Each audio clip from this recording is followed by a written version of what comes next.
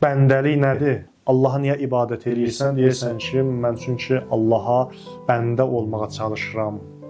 Mən Allahın huzurunda bəndəliyimi nümayiş elətdirirəm.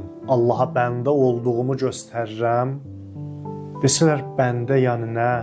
Bəndə deyəndə nəyi nəzərdə tutursan? Denən ki, sözsüz, qeydsiz, şərtsiz təslimiyyət nəzərdə tutulur. Allahın əmrlərinin qarşısında.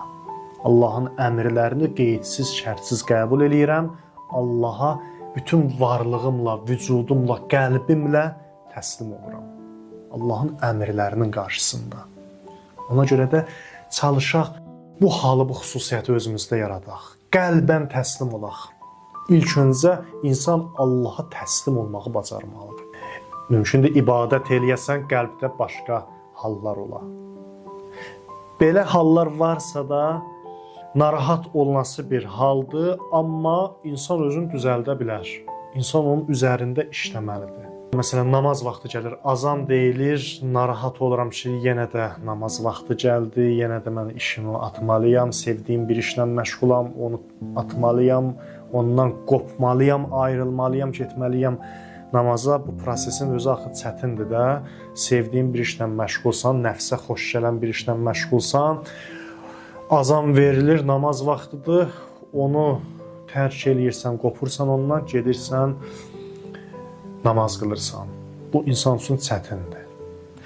Ona görə də mümkündür insan əməli yerinə yetirir, amma qəlbində başqa hal var, narazıçılıq var, etiraz var.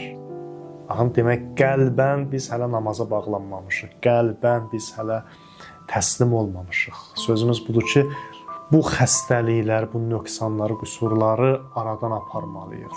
Təslimiyyət, yəni Allahın əmrlərini şirin şəkildə qəbul eləmək, bu halı özümüzdə yaratmaq və belə olanda insan namazdan da yavaş-yavaş başlayacaq ləzzət almağa. Namaz həqiqətən də insanın ruhunun qidasına çevriləcək və insan bunu ruhən hiss etməyə başlayacaq. Ona görə də mühüm olan qəlbin halıdır, qəlbin hallarıdır. Biz qəlbimizdən müğayət olmalıyıq. Qəlbimizə diqqət eləyə görək Allahın əmrlərinə münasibətdə qəlbimizin halı necədir?